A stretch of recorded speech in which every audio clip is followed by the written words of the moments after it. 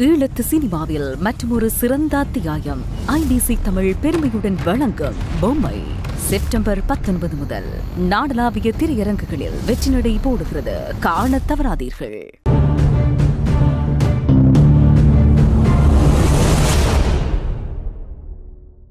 வணக்கம். மற்றொரு உண்மை நலசல் நிகழ்ச்சியோடு இணைந்திருக்கின்றோம். பாலஸ்தீனத்தில் பரவும் நமது காலத்தில் அமைதி என்ற வாசகம் இலங்கையிலும் எதிர்பார்க்கப்பட்டதே. ஆனால் சொந்த நாட்டு மக்கள் மீதே ஒரு அரசு யுத்தத்தை நடத்தி முள்ளிவாய்க்காலில் அமைதியை புதைத்தது. ஆனால் இலங்கையின் அமைதி பெரும்பான்மை மக்களுக்கு மட்டுமானது என்றளவிலேயே இருந்து வருகிறது. வடக்கு கிழக்கில் உள்ள தமிழ் மக்கள் தங்களுடைய கோரிக்கையாக சுயநிர்ணய உரிமையை முன்வைத்தனர். இப்போதும் அதனுடனே இருக்கின்றனர். ஆனால் இப்போது யுத்தத்தில் தோற்ற சமூகம் தங்கள் கோரிக்கைகளையும் கைவிட்டதாக வேண்டுமென்ற ஒரு நிலைமையே நீடித்து வருகின்றது. இது கவலையானதுதான்.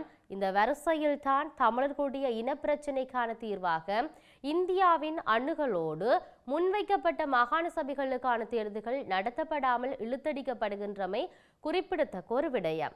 ஆனால் பல ஆண்டுகளாக தாமதமாகி வந்த மாகாண சபை தேர்தலை அடுத்த ஆண்டு மார்ச் மாத இறுதியில் அல்லது ஏப்ரல் மாதம் முதல் வாரத்தில் நடத்துவதற்கு அரசாங்கம் ஆலோசித்து வருகின்றது என்ற தகவல் சில தினங்களுக்கு முன்னர் வெளியாகி இருக்கிறது. அரசியலமைப்பின் 13வது திருத்தச் சட்டத்தின் ஊடாக பரிந்துரைக்கப்பட்டுள்ள மாகாண சபை தேர்தல் நடத்தப்படுவதில் அரசாங்கத்துக்கும் எதிர்க்கட்சிகளுக்கும் அக்கறை இருந்தாலும் நாட்டின் தேர்தல் குறித்து தீர்மானிக்க முழுமையான அதிகாரம் ஆணைக்குழுவுக்கு இருக்கிறது. இருந்தாலும் அது நடத்தப்படுமா அல்லது இது ஒரு பொய்யான கால தாமதிப்புகளுக்கான மற்றொரு கருத்தா என்ற சந்தேகங்களும் வெளிவருகின்றன. இதற்கு பல்வேறு காரணங்கள் சொல்லப்பட்டாலும் முக்கியமாக சர்வதேச நாணய நிதியத்தின் நிபந்தனைகள் இருப்பதாக தெரிகிறது. நாணய நிதியத்தின் அடுத்த கட்ட ஏற்பாடுகளுக்கு மாகாண சபை தேர்தல்கள் பின்னணியில் இருக்கின்றது என்றாலும் இந்த தேர்தல்களை விரைவாக நடத்தி முடிக்கப்படும் என்பதில் சந்தேகம் இல்லை. அத்துடன் அரசாங்கத்திற்கு இருக்கின்ற நிர்பந்தங்களுக்கு மத்தியில் அரசாங்கத்தின் எண்ணப்பாடுகள் இந்த தேர்தலில் தாக்கம் செலுத்தும். அதனால் தான் நாடாளுமன்ற தேர்தல், உள்ளூராட்சி தேர்தல் என மிக வேகமாக நடத்தியதை போன்று நடத்துவதற்கு முடியாமல் இருக்கின்றது. அவசரமாக நாட்டில் ஏற்படுத்தப்பட்ட சட்டங்களுக்கு கொடுக்கப்பட்ட முக்கியத்துவம் போன்றும் மாகாண சபை முதன்நிலை கொடுக்க முடியாமல் இருக்கின்றது என்பதும் இந்த இடத்துல நினைவில் கொள்ளப்பட வேண்டும். ஐக்கிய நாடுகளின் மனித உரிமைகள் பேரவையினால் கொண்டு வரப்பட்டுள்ள தீர்மானமானது மக்களுக்கு முழுமையான மகிழ்ச்சியை கொடுக்கவில்லையானாலும் இலங்கை அரசாங்கத்துக்கு சற்று நெருக்கடியானது.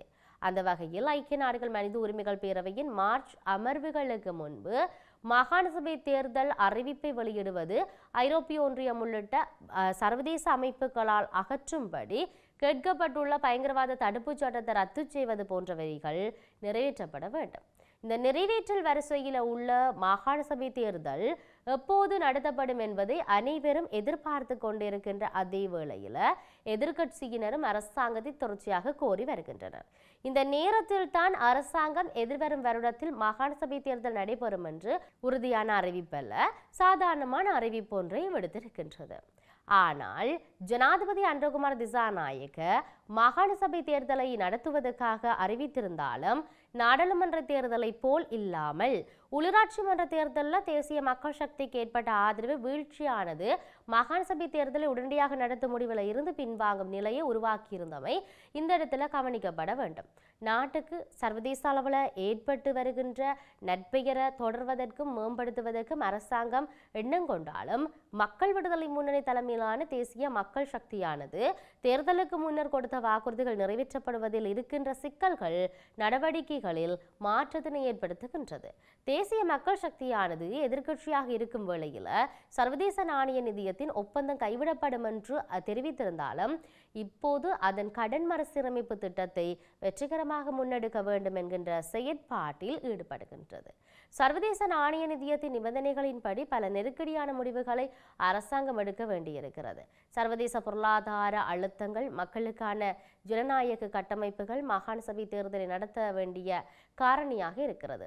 2012ஆம் ஆண்டில் கிழக்கு வடமத்திய சப்ரகமுவ மாகாணங்களுக்கான தேர்தல்கள் நடைபெற்றன.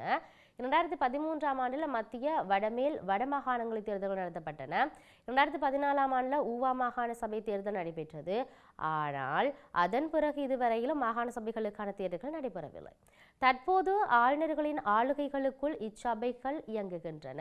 தேசிய மக்கள் சக்தியின் ஜனாதிபதியாக அன்றகுமார் திசாநாயக்க பதவியேற்றவுடன் அனைத்து மாகாண சபைகளுக்குமான ஆளுநர்களை நியமித்தார்.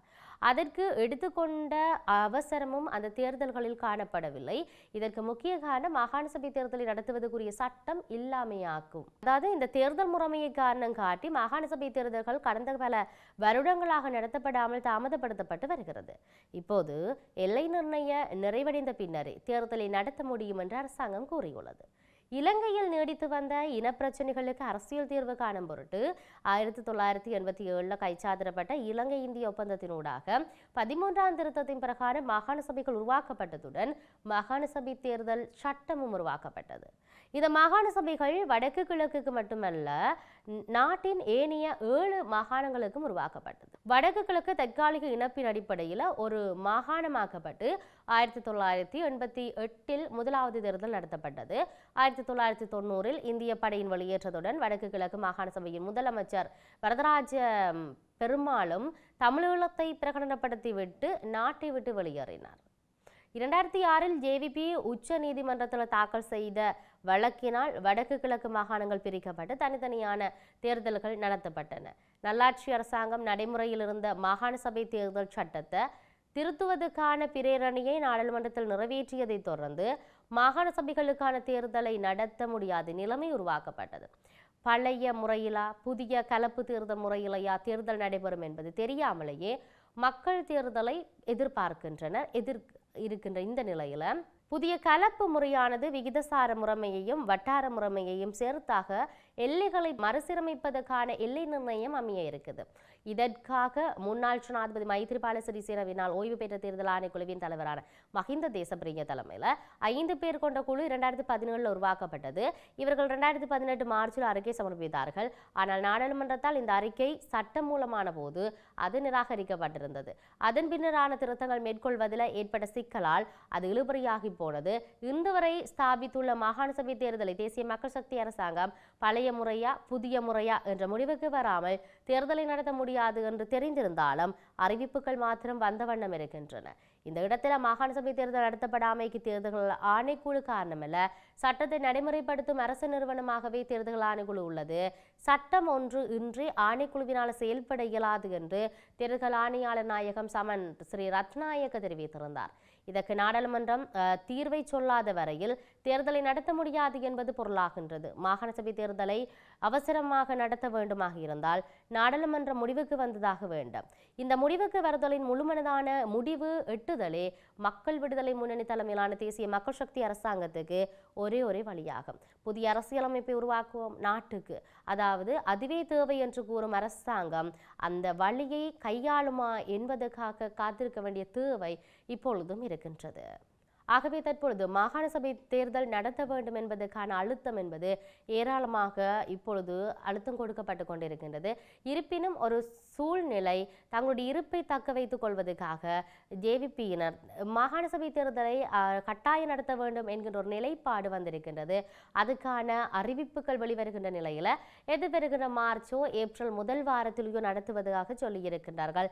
இருப்பினும் அந்த மாகாண சபை தேர்தலை எந்த முறையில் நடத்தப் போகின்றார்கள் என்பது இன்னொரு பெரிய பிரச்சனையாக இருக்கின்ற பொழுது ஒருவேளை இந்த அறிவிப்புகள் எல்லாம் வெறும் கண்துடைப்பாக இருக்குமா என்கின்ற கேள்விகள் மக்கள் மத்தியில் ஏற்பட்டிருந்தாலும் அரசியல் ஆய்வாளர்கள் பலரும் பல விமர்சனங்களை சொல்வதை நாங்கள் பார்க்கக்கூடியதாக இருக்கிறது. ஆகவே பொறுத்திருந்து பார்ப்போம் இதனுடைய நகர்வுகள் எப்படி நகரப் போகின்றது என்பதை. அவர்கள் சொன்ன மாதிரி ஏப்ரல் இல்லாட்டி மார்ச் மாதத்தில் மாகாண சபை தேர்தல்கள் நடத்தப்படுமா, இல்லை என்று சொன்னால் மக்களை மீண்டும் மீண்டும் ஏமாற்றுகின்ற ஒரு கண்துடைப்பாக அவர்களுடைய பேச்சுக்களும் அறிவிப்புகளும் இருக்கப்படுமா, இந்த வாக்குறுதிகள் கொடுத்துவிட்டு இற்றை வரைக்கும் அந்த வாக்குறுதிகளை நிறைவேற்றாமல் அவர்கள் ஓடிக்கொண்டிருப்பது போன்று இதுவும் இப்படியே கிடப்பில் போடப்படுமா இல்லையா என்பதை நாங்கள் பொறுத்திருந்து பார்க்க வேண்டிய தேவை இருக்கிறது. மற்றொரு உண்மை நிகழ்ச்சியில் சந்திப்போம். வணக்கம்.